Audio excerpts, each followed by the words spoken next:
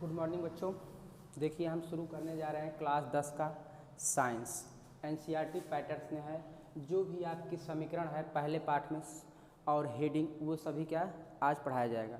आज पहला पार्ट है और पहले पार्ट में हम थ्योरी कवर करेंगे और दूसरे वाले पार्ट में हम क्या कहते हैं इसका पूरा क्वेश्चन आंसर सॉल्व करेंगे। देखिए यहाँ पर आपको पढ़ना क्या है, अभिक्रिया पढ़ना है, भौतिक अभिक्रिया, रासायनिक अभिक्रिया, रासायनिक समीकरण और अभिकारक, उसके बाद संतुलित समीकरण पढ़ना, महत्व, रासायनिक समीकरण के प्रकार, संयोजन अभिक्रिया, वियोजन अभिक्रिया, ऊष्माक्षेपी अभिक्रिया, ऊष्माशोषी अभिक्रिया, विस्थापन अभिक्रिया, उत्पाद और विस्थापन अभिक्रिया, अपचयन अभिक्रिया और उपचयन अभिक्रिया। यहाँ पर है संक्षारण। यहाँ पर एक हेडिंग विस्थापन अभिक्रिया, इसी सब के बारे में हम लोग पढ़ेंगे।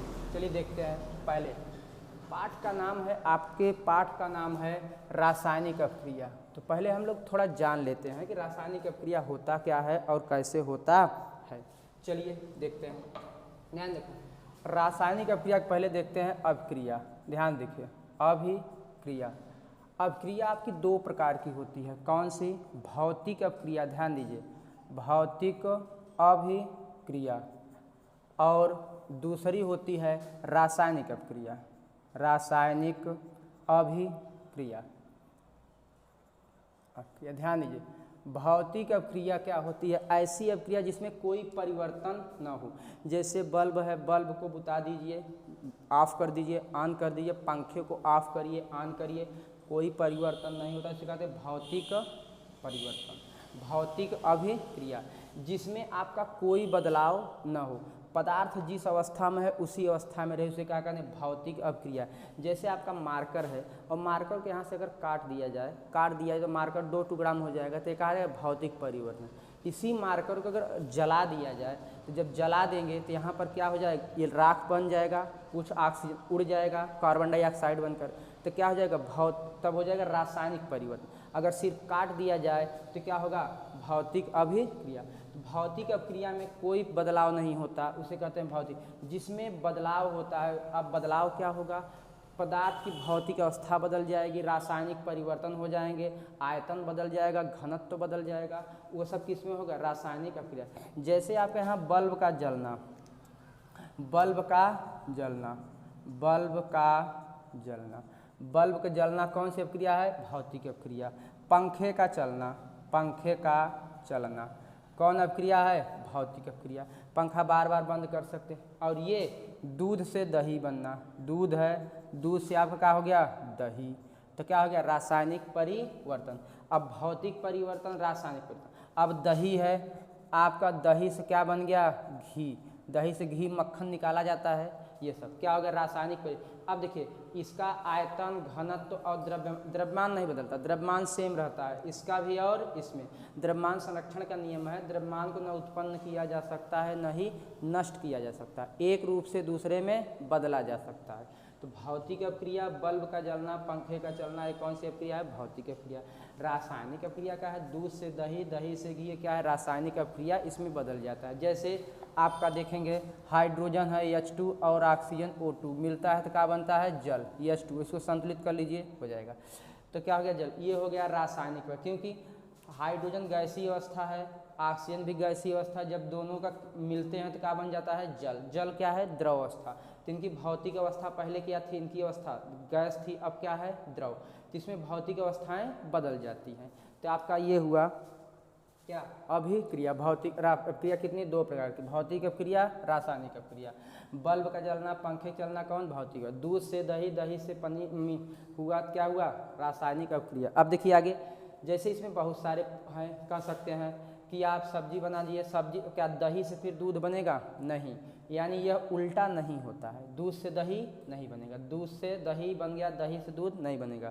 तो एक बार हो जाता है, दोबारा नहीं। हाँ, आगे और हो सकता है लेकिन पीछे नहीं होगा, तो इसे बोलते हैं रासायनिक अभिक्रिया। आपका ये हुआ पार्ट।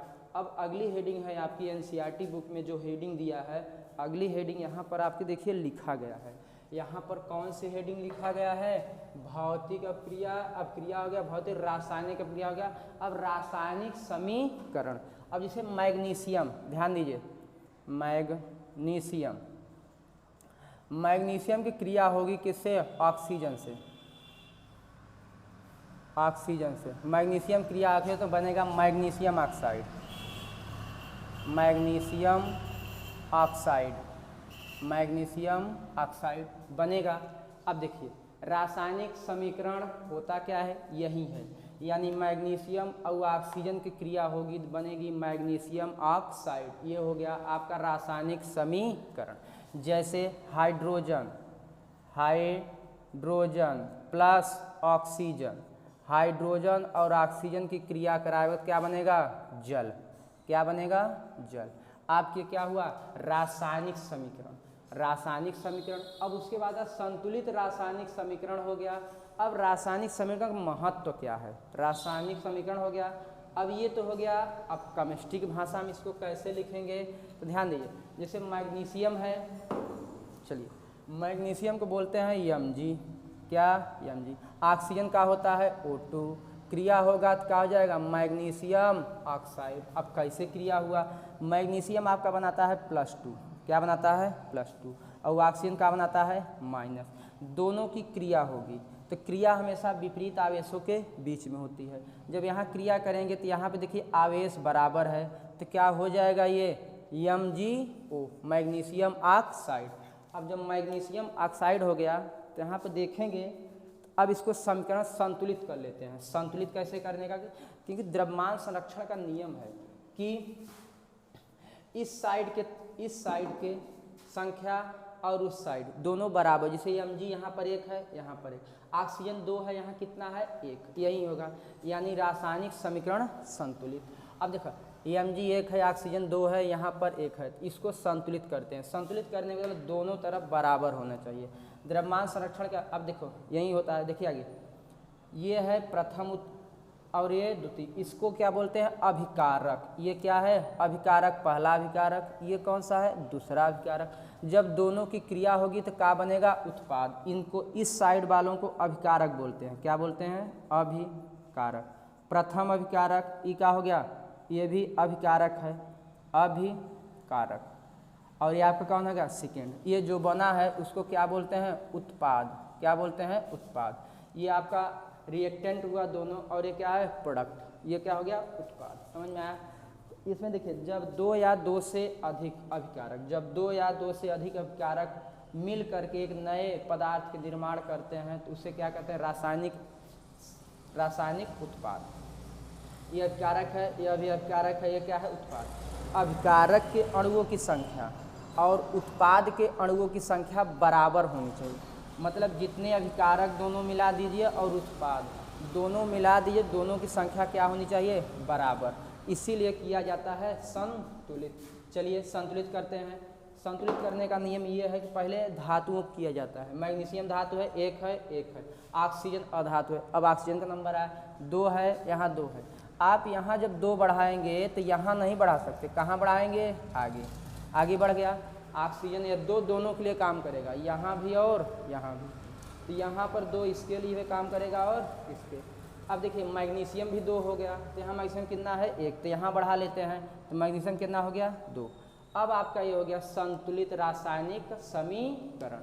अभिकारक के अणुओं की संख्या और उत्पाद के अणुओं की संख्या क्या होनी चाहिए? समान। इसे बोलते हैं संतुलित रासायनिक समीकरण। हो गया। चलिए अब देखते हैं अगली हेडिंग आपकी है रासायनिक समीकरण के प्रकार। अब लिखते कैसे हैं? रासायनिक समीकरण के प्रकार। अब लिखने का तरीका क्या है? ध्यान दें। जैसे H2 + O2, ये जो लिखा जाता है यहाँ पर रासायनिक समीकरण के प्रकार। देखा H2 + O2 क्रिया कराइए तो क्या बन जाएगा? H2O। कैसे क्रिया किया? देखिए हाइड्रोजन होता है प्लस, ऑक्सीजन होता है -2। अब जब क्रिया कराएंगे दोनों का तो यहाँ पर प्लस वाला पहले लिखा जाता है, लिख दीजिए। ऑक्सीजन कहाँ लिखा था? बाद में। तो अब यहाँ पर -2 है, यहाँ पर 1 माना जाता है। यहाँ लिखा नहीं है लेकिन 1 माना जाता है। अब गुणा कीजिए, गुणा करवाते हैं कितना हो जाए? 2। ए में करवाते कितना हो जाए? 1। तो यहाँ दर एक कहाँ? H के नीचे 2, तो यहाँ कितना लिखा है? 2। ऑक्सीजन के नीचे 1, तो 1 नहीं लिखा जाता, तो आपका क्या होगा? H2O। अब इसको संतुलित कर लेते हैं। जब संतुलित करेंगे, ध्यान दीजिए, संतुलित करेंगे, ध्यान देखा तो यहाँ H कई ठे 2 ठे, ऑक्सीजन कई ठे 2 ठे, यहाँ 2 कर दीजिए। जैसे 2 करेंगे तो आपका देखेंगे ध्यान से कि ऑक्सीजन तो 2 हो गया, लेकिन हाइड्रोजन 2 दूनी 4 हो गया। हाइड्रोजन कितना कर दीजिए 2, तो ये आपका क्या होगा संतुलित समीकरण। अब वीडियो पर जाएंगे तो वहाँ पे समीकरण कैसे संतुलित किया था डिटेल में बताया गया। और ये प्लस आयन माइनस जो होते हैं, प्लस कौन बनाते हैं कौन माइनस, ये सब वीडियो बने हैं, जा करके देख लीजिएगा। चलिए ओके, अब अगली हेडिंग है रासायनिक अभिक्रिया के प्रकार। ध्यान दो, रासायनिक अभिक्रिया के प्रकार। तो यह 2 प्रकार का होता है। पहला संयोजन अभिक्रिया,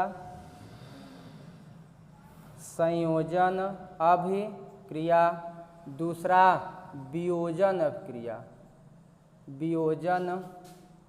अभिक्रिया। ध्यान दो, संयोजन अभिक्रिया और वियोजन अभिक्रिया ना। देखा जाए संयोजन से नाम से पता चल रहा है, अगर इसका देखेंगे संयोजन अभिक्रिया मतलब संयोग यानी योग होना। क्या होना? योग होना। अगर देखा जाए तो यहाँ पे नाम पे चल रहा है वियोजन अभिक्रिया मतलब विखंडन होना। क्या होना? विखंडन होना। देखा जाए अगर इसको और देखें तो इसके माने टूटना होता है, टूटना हो। तो ये सब समझने के लिए है। वियोजन मतलब विखंडन मतलब वियोग हो गया। क्या हो गया? वियोग मतलब अलगाव हो गया, टूटना हो गया। वियोग भी लिख सकते हैं, वियोग समझने के लिए वियोग। ये हो गया संयोजन मतलब संयोग, यहाँ पर क्या होगा? योग होगा। और यहाँ पर वियोजन वियोग माने क्या होता है? अलगाव। अगर कहीं की कोई वियोग में है तो बोलते हैं क्या हो गया है? अलगाव। समझे? तब संयोजन मतलब योग होना और वियोजन मतलब क्या होना? अब देखिए इनका देखते हैं आगे, संयोजन अभिक्रिया और वियोजन अभिक्रिया। तो संयोजन अभिक्रिया और वियोजन अभिक्रिया के उदाहरण देखिए, ध्यान दीजिए। जैसे H2 है प्लस O2 है, मिल गया तो क्या बन गया? H2O। जब 2 या 2 से अधिक अभिकारक मिल करके एक नए अभिकारक को बनाते हैं तो उसे बोलते हैं संयोजन अभिक्रिया। जैसे जब 2 पदार्थ मिलकर एक नए पदार्थ का निर्माण करते हैं तो उसे बोलते हैं संयोजन अभिक्रिया। अब और देख लेते हैं। अब इसको संतुलित करिए, देखो कैसे ही बना। H का बनाता है प्लस, ऑक्सीजन का बनाता है माइनस। फिर वही क्रिया, इसका इसमें गुणा करेंगे तो क्या होगा? 2 होगा। इसका इसमें गुणा करेंगे 1 होगा। तो यहाँ पर 2 लिखा गया, यहाँ पर 1। अब इसको संतुलित कर लेते हैं। संतुलित कैसे करेंगे? पहले हाइड्रोजन ऑक्सीजन है, 2 ही चीज़ है दोनों। अब देखिए पहले हाइड्रोजन कितना है? 2। ये भी कितना है? 2। ऑक्सीजन कितना है? 2। यहाँ पर कितना है? 1। आगे कर दीजिए कितना? 2। जब आगे यहाँ 2 कर देंगे, ध्यान दीजिए यहाँ पर कितना हो गया? 2। तो अब देखिए ऑक्सीजन तो सही हो गया, लेकिन हाइड्रोजन गड़बड़ हो गया। हाइड्रोजन 2 दूनी 4, तो यहाँ पर 2 कर दीजिए। अब आपका सही हो गया। ये हो गया संयोजन अभिक्रिया के उदाहरण। अब देखते हैं और उदाहरण देख लेते हैं। संयोजन अभिक्रिया क्या होता है? जैसे आपका क्रिया करा दिए H2, क्या करा दिए? H2 और plus Cl2, hydrogen plus chlorine. क्रिया होगा तो क्या बन जाएगा? हाइड्रोक्लोरिक अम्ल। क्या बन जाएगा? HCl। यह क्या? H2 plus Cl2। क्रिया होगा तो क्या बन जाएगा? HCl। देखिए होता कैसे है, ध्यान दो। H का है प्लस और Cl का है माइनस। आवेश बराबर है यानी गुणा होगा 1 1 क्या 1, यूं गुणा होगा 1 1 क्या 1, वहीं आएगा। तो लिखा गया HCl। अब इसको संतुलित कर लेते हैं। संतुलित कैसे करें? देखा H2 यहाँ बाटा है, Cl2 2 यहाँ है। संतुलित कर लो तो यहाँ क्या कर दीजिए? 2। जब 2 कर देंगे तो 2 दोनों के लिए काम करेगा, हाइड्रोजन के लिए भी और क्लोरीन के लिए भी। तो 2 हाइड्रोजन 2 हाइड्रोजन, क्लोरीन 2 क्लोरीन 2। ये अभिक्रिया किसका किया गया? संयोजन अभिक्रिया के उदाहरण हो गया। अब देखते हैं अगला वियोजन अभिक्रिया। कौन अभिक्रिया? वियोजन अभिक्रिया। वियोजन माने होता है टूटना, वियोजन माने टूटना। तो ध्यान दीजिए। अच्छा देख लीजिए फिर संयोजन अभिक्रिया का। संयोजन अभिक्रिया देख लीजिए, फिर दोबारा सुनिए। जब 2 या 2 से अधिक अणु मिल करके एक बड़े अणु का निर्माण करते हैं तो उसे क्या बोलते हैं? संयोजन अभिक्रिया। जैसे H2 प्लस O2, हाइड्रोजन और ऑक्सीजन मिला तो क्या बना? जल। अब उसी तरह अब जैसे हाइड्रोजन और क्लोरीन मिलकर बना क्या, हाइड्रोक्लोरिक अम्ल हो गया। जब दो या दो से अधिक अणु मिलकर एक बड़े अणु का निर्माण करते हैं तो उसे बोलते हैं संयोजन अभिक्रिया। हो गया क्लियर। अब देखते हैं वियोजन अभिक्रिया। ध्यान दीजिए, वियोजन अभिक्रिया देखा जाए। वियोजन अभिक्रिया माने होता है विखंडन, माने टूटना। टूटने का सेंस ऐसे है जितना इतना बड़ा गोला है और इसे किसी चीज़ से वार किया जाए और ये टूट कर छोटे छोटे गोलों में बट जाए तो क्या हो गया, विखंडन। यानी एक बड़ा अणु टूट कर छोटे छोटे अणुओं में टूट कर विभक्त हो जाए तो उसे क्या कहते हैं, वियोजन अभिक्रिया। यानी कोई एक बड़ा अणु दो या दो से अधिक भागों में टूटकर नए नए पदार्थों को बनाता है तो उसे क्या कहते हैं, वियोजन अभिक्रिया। जब कोई पदार्थ टूटकर दो या दो से अधिक जब कोई पदार्थ विखंडित होकर के दो या दो से अधिक भागों में बट जाता है तो उसे क्या कहते हैं, वियोजन अभिक्रिया। जैसे आपका फेरस सल्फेट है, ferrous sulphate FeSO4, ferrous sulphate को जब गर्म करते हैं, जब फेरस सल्फेट को गर्म करते हैं तो आपका बनता है ferrous oxide Fe2O3 plus SO2 plus SO3। ध्यान दीजिए, फेरस सल्फेट एक अणु था, अब ये टूट कर अलग अलग हो गया, अलग अलग हो गया, कितना हो गया देखिए ध्यान से। फेरस सल्फेट एक बड़ा अणु टूटकर छोटे छोटे अणुओं में विभक्त हो जाता है तो उसे बोलते हैं कौन सी अभिक्रिया,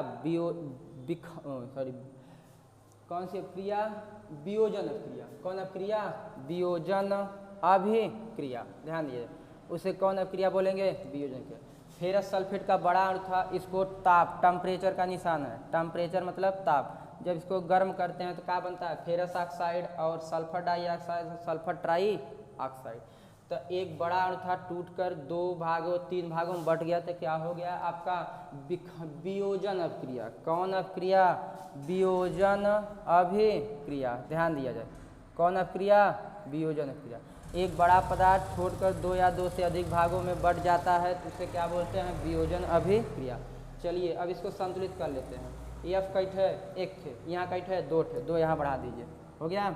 अब देखा F हो गया, सल्फर एक है लेकिन यहाँ आगे दो लगा है तो कितना होगा, दो। यहाँ एक है, यहाँ संतुलित है। ऑक्सीजन कितना है, चार है लेकिन दो है, चार दूनी आठ। यहाँ देखते हैं कितना है, ऑक्सीजन तीन यहाँ है, दो यहाँ है और तीन यहाँ, तीन दो पाँच तीन आठ, यानी आपका क्या हो गया, संतुलित है। समझ में आ गया। ये हो गया किसका उदाहरण, वियोजन अभिक्रिया।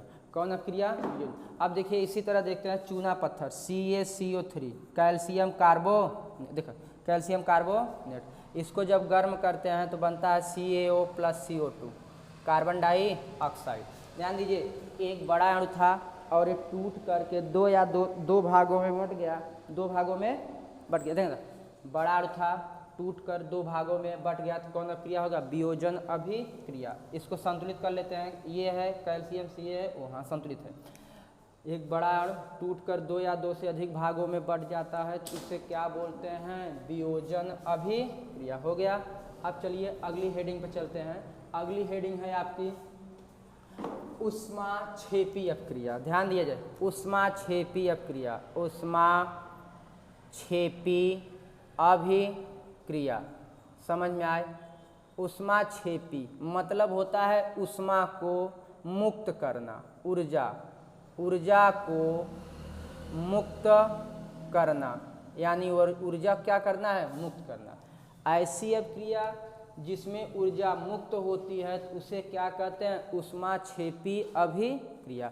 ऐसी अभिक्रिया जिसमें ऊष्मा मुक्त होती है उसे क्या कहते हैं, ऊष्माक्षेपी अभिक्रिया। ध्यान दिया जाए, जैसे आपका है, आपने चूना पत्थर देखा होगा CaCO3, जब इसको पानी में डालते हैं, बहुत अब तो नहीं पहले होता था, यानी चूने से घर को पेंटा जाता था। जब इसको गर्म करते हैं, पानी में डालते हैं तो यहाँ देखिए पानी में डालते ही ये क्या होता है, पूरा पानी को गर्म कर देता है, यानी ऊष्मा निकलता है। क्या निकलता है, ऊष्मा। तो ऐसी प्रकार की अभिक्रिया को बोलते हैं ऊष्माक्षेपी अभिक्रिया। जब इसमें चूना यानी चूना पत्थर जब डालते हैं, पेंट करने वाला चूना जो घर पोताई होता है वही चूना इसमें डालते हैं तो आपका क्या होता है, ये पानी उबलने लगता है, यानी इसी में से ऊर्जा निकल रही है और ये ऊर्जा निकल रही है तो इसको बोलते हैं ऊष्माक्षेपी अभिक्रिया। हो गया। अब अगली अभिक्रिया है आपकी ऊष्माक्षेपी अभिक्रिया। ऐसी अभिक्रिया जिसको स्टार्ट करने के लिए देखो ऊष्माक्षेपी अभिक्रिया, सॉरी ऊष्माक्षेपी का ऊष्माशोषी, ऊष्माशोषी अभिक्रिया, ध्यान दिया है, ऊष्माशोषी अभिक्रिया। ऐसी अभिक्रिया देखिए, ऐसी अभिक्रिया जिसमें ऊष्मा को, ऐसी अभिक्रिया जिसको शुरुआत करने के लिए, जिसको प्रारंभ करने के लिए, जिसको प्रारंभ करने के लिए ऊष्मा की आवश्यकता होती है उसे क्या कहते हैं? ऊष्माक्षेपी ऊष्माशोषी अभिक्रिया। जैसे पत्तियों में भोजन बनता है, पेड़ है, पत्तियों में क्या बनता है? भोजन। अब इसमें जब तक सूर्य का प्रकाश नहीं पड़ेगा तो भोजन बनेगा नहीं।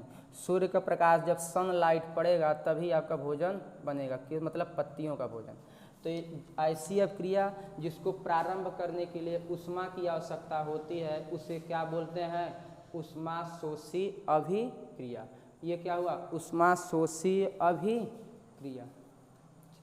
चलिए अब अगली हेडिंग है आपका विस्थापन अभिक्रिया। विस्थापन अभिक्रिया, ध्यान दिया जाए, विस्थापन अभिक्रिया। चलिए विस्थापन, नाम से पता चल रहा है विस्थापन करना। ऐसी अभिक्रिया जो एक दूसरे को विस्थापित कर दे, जैसे NaCl है और प्लस पोटेशियम से क्रिया कराया जाए। आपका क्या है? सोडियम क्लोराइड और पोटेशियम की क्रिया कराते हैं तो ये देखिए बन जाता है KCl और Na क्या हो जाता है? मुक्त। क्यों? क्योंकि Na क्या है? प्लस और Cl का है माइनस। पोटेशियम भी आपका बनाता है प्लस। अब ये ज़्यादा क्रियाशील है और ये कम, ये पोटेशियम ज़्यादा क्रियाशील है और सोडियम कम, तो ये इसको क्या कर देगा? विस्थापित करके बगल कर दिया और ये इसके साथ संयोग होकर बन गया पोटेशियम क्लोराइड। ऐसी अभिक्रिया कहते हैं विस्थापन अभिक्रिया। जो उसको विस्थापित करके स्वयं उसका स्थान ले ले उसे क्या कहते हैं? विस्थापन अभिक्रिया। ये उसका उदाहरण हो गया, समझ में आया? तो अब अगली हेडिंग है विस्थापन अभिक्रिया, फिर अगली हेडिंग है द्विविस्थापन अभिक्रिया। ऐसी अभिक्रिया देखो ध्यान से, द्विविस्थापन अभिक्रिया, द्विविस्थापन अभिक्रिया, ध्यान दिया, द्विविस्थापन अभिक्रिया जिसमें दोनों परमाणु, जैसे आपका Na2SO4 और KCl, ध्यान दीजिए। अब दोनों आपस में द्विविस्थापन अभिक्रिया यानी ऐसे पदार्थ जो दोनों आयनों को आपस में ट्रांसफर कर ले यानी परिवर्तित कर ले। ऐसी अभिक्रिया जब दो पदार्थ अपने आयनों की अदला बदली कर ले तो उसे क्या बोलते हैं? द्विविस्थापन अभिक्रिया। ध्यान दें, जिसे यह इसके साथ हो जाए और ये इसके साथ। कैसे? देखिए Na आपका बनाता है प्लस और SO4 बनाता है -2, KCl का बनाता है प्लस और Cl माइनस। अब क्या होगा? यह इसके साथ सेट हो जाएगा और ये इसके साथ, दोनों क्या हो गया? अदला बदली। तो क्या हो जाएगा? आपका हो जाएगा K2SO4 और हो जाएगा NaCl। देखिए दोनों बदल गए। ऐसी अभिक्रिया जिसमें पदार्थ अपने आयनों को अदला बदली कर ले तो उसे क्या बोलते हैं? द्विविस्थापन अभिक्रिया। देखो सोडियम इसके साथ था, ये किसके साथ चला गया? इसके साथ। सल्फेट किसके साथ चला गया? क्लोरीन के साथ। समझ में आया? इसी तरह कोई दिक्कत यहाँ तक? देखिए अब होता कैसे है, ये क्रिया कैसे है, ये K2SO4 कैसे बना देखते हैं, कराते हैं कैसे बना। ध्यान दीजिए, देखिए ये तो सही है, ये एकदम बराबर है। इसको देखते हैं, K क्या बनाता है? प्लस और SO4 क्या बनाता है? -2। अब ये इसमें गुणा होगा तो कितना हो जाएगा? 2 और ये इसमें गुणा होगा तो यहाँ 1 माना जाता है। कितना होगा? 1। तो K प्लस वाला पहले लिखा जाता है, SO4 बाद में। अब यहाँ पर गुणा होगा तो कितना हो जाएगा? 2। यहाँ गुणा हो तो कितना होगा? 1 नहीं लिखा जाता, K2SO4 इतना हो गया। द्विविस्थापन अभिक्रिया। ऐसी अभिक्रिया जब दो पदार्थ अपने आयनों को या जब दो यौगिक अपने आयनों की अदला बदली कर लेते हैं तो उसे बोलते हैं द्विविस्थापन अभिक्रिया। चलिए संतुलित करते हैं। पहले धातु किया जाता है। धातु Na कई ठे? 2 ठे। यहाँ कई ठे? 1 ठे। यहाँ 2 कर लीजिए। SO4 एक है, K का ठो है एक है, यहाँ कितना है 2, यहाँ क्या कर लेते हैं 2, आपका हो गया संतुलित। ये हो गया द्विविस्थापन अभिक्रिया, हो गया। चलिए अगली हेडिंग है आपकी अपचयन और उपचयन, दिखा दे अगली हेडिंग अपचयन और दोनों के एक साथ पढ़ते हैं तो अपचयन अभिक्रिया, तो अच्छे से क्लियर होगा। अपचयन अभिक्रिया और दूसरा उपचयन अभिक्रिया। चलिए अपचयन में देखिए इसका अंग्रेजी में देखेंगे ऑक्सीडेशन होता है, क्या होता है ऑक्सीडेशन, और ये होता है रिडक्शन, क्या होता है रिडक्शन अभिक्रिया। ऑक्सीडेशन देखिए यहाँ पर O है, तो ऐसी अभिक्रिया जिसमें इसमें दो चीज़ होता है, हाइड्रोजन और ऑक्सीजन। अगर हाइड्रोजन बढ़ेगा तो ऑक्सीजन घटेगा, ध्यान दीजिए इसमें दो चीज़ होता है, हाइड्रोजन ऑक्सीजन और हाइड्रोजन। ऑक्सीजन बढ़ेगा तो हाइड्रोजन घटेगा, अगर हाइड्रोजन बढ़ेगा तो ऑक्सीजन घटेगा, यही चीज़ होता है। अब देखिए ऑक्सीजन बढ़ेगा हाइड्रोजन घटेगा, हाइड्रोजन बढ़ेगा ऑक्सीजन घटेगा, दोनों अपोजिट होते हैं आपस में। चलिए देखते हैं, ध्यान दीजिए ऑक्सीडेशन, यहाँ पर देखिए ना अंग्रेजी से पकड़ेंगे पकड़ लेंगे। ऑक्सीडेशन मतलब ऑक्सीजन बढ़ेगा, अगर ऑक्सीजन प्लस में होगा, ऑक्सीजन बढ़ रहा है, ऑक्सीजन क्या हो रहा है योग हो रहा है, और हाइड्रोजन क्या हो रहा है माइनस में। ऐसी अभिक्रिया जिसमें ऑक्सीजन का योग हो और हाइड्रोजन का ह्रास हो उसे क्या बोलते हैं अपचयन अभिक्रिया। ऐसी अभिक्रिया जिसमें ऑक्सीजन का योग हो और हाइड्रोजन का ह्रास हो उसे बोलते हैं अपचयन अभिक्रिया। अब देखिए ऑक्सीजन यहाँ पर O से पकड़ेंगे, O मतलब ऑक्सीजन, ऑक्सीजन इसमें बढ़ रहा है। अब देखिए रिडक्शन अभिक्रिया, रिडक्शन अभिक्रिया में ठीक इसी का उल्टा। अब इसमें क्या होगा रिडक्शन, इसमें H बढ़ता है और ऑक्सीजन का होता है घटता है। ऐसी अभिक्रिया जिसमें हाइड्रोजन का योग हो और ऑक्सीजन का ह्रास हो उसे क्या बोलते हैं उपचयन अभिक्रिया, उपचयन अभिक्रिया। चलिए देखते हैं आगे, हो गया, देख ध्यान से। अपचयन अभिक्रिया ऑक्सीजन का योग होना हाइड्रोजन का ह्रास, इससे पकड़ लेंगे ऑक्सीजन ऑक्सीडेशन नंबर से, और रिडक्शन में ऑक्सीजन का योग होगा और हाइड्रोजन का योग होगा और ऑक्सीजन का ह्रास, ये हो गया। अब अगली हेडिंग है आपका संक्षारण, संक्षारण ध्यान दिया जाए, संक्षारण। संक्षारण माने होता है कि वस्तु खराबी, अगर देखा जाए कमी, वस्तु पदार्थ में कमी होना, पदार्थ के गुण में कमी, उसे क्या बोलते हैं संक्षारण। कोई भी पदार्थ हो, आपका कपड़ा है, कपड़ा अगर धूप में रख दीजिए 1 हफ्ते लगातार कपड़ा खराब हो जाता है तो उसे बोलते हैं संक्षारण। आपका लोहा है, लोहा यानी FI, इसको पेंट नहीं करते हैं, अगर रख देते हैं तो क्या होता है जंग लग जाता है, खराब हो जाता है। कोई भी हो, कोई भी पदार्थ संक्षारण होता है। आपका भोजन है, भोजन खाना बना के रखे हैं तो खुद अब शाम का भोजन सुबह देखते हैं तो क्या होता है खराब हो जाता है, तो क्या हो गया संक्षारण, वो विकृत गंधिका में आएगा। अब यहाँ देखते हैं आगे, तो संक्षारण को बचाने के है पेंट करके आप बचा सकते हैं, क्या करके पेंट करके बचा सकते हैं, और यशोद लेपन करके बचा सकते हैं, यशोद लेपन करके बचा सकते हैं, जिंक की परत चढ़ा के बचा सकते हैं, ग्रीस लगाकर बचा सकते हैं। यानी हम अपने खिड़की दरवाजों क्या करते हैं पेंट करते हैं, जिंक की परत चढ़ाते हैं, ग्रीस लगाते हैं, तो ये सब संक्षारण से बचाने का क्या हो गया उपाय। अगली हेडिंग है विकृत गंधिता, विकृत गंधिका, ध्यान दिया जाए, विकृत गंधिता और संक्षारण दोनों का मतलब होता है खराब होना। बस संक्षारण किस में होता है, ये विकृत गंधिका को जो खाने योग्य पदार्थ होते हैं, खाने वाले पदार्थ ये उसमें लिया जाता है, और ये बाकी सब में।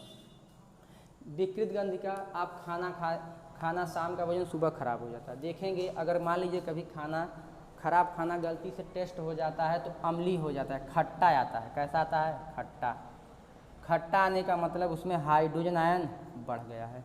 ऐसा भोजन ऐसा भोजन जो जिसमें अम्लीयता बढ़ जाती है, खट्टापन आ जाता है, तो विकृत गंध का। जैसे आपका कुरकुरे है, कुरकुरे हो गया, कोई भी नमकीन का पैकेट हो गया, उसमें देखिए गैस भरी रहती है। क्या भरी रहती है? गैस।